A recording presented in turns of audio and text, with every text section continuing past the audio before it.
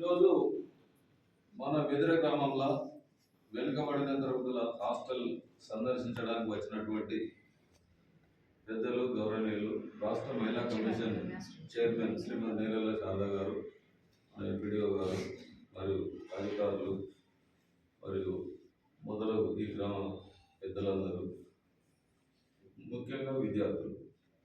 రాష్ట్ర ప్రభుత్వం ప్రత్యేకంగా విద్యార్థుల క్షేమాన్ని దృష్టిలో పెట్టుకొని వాళ్ళ మెచ్చార్జెస్ పెంచాలి.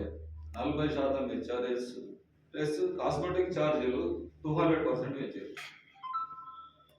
దీనివల్ల విద్యార్థులకు ఎంతో ఉపయోగం ఉంటుంది.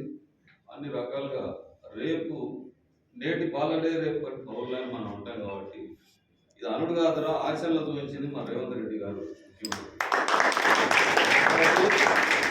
ఈ యొక్క మంచి కార్యక్రమానికి హాజరైనటువంటి మహిళా కమిషన్ చైర్మన్ కాకుండా నేనేం మాట్లాడాలి, వారికి అన్ని తెలుసు. ఈగలలో చూస్తాను, పరిగెలంతో చంపితే వాదలొస్తానే ప్రైవేట్ కార్పొరేట్ కాలేజీలకు. కాబట్టి ఇక నేనేం చెప్పాలి, ఇక ఇది విషయం. మీరు మాత్రం ప్రభుత్వం ఇచ్చిన అవకాశాన్ని మంచిగా సద్వినియోగం చేసుకోవాలి. ఇష్టపడి చదవాలి, కష్టపడి చదవాలి.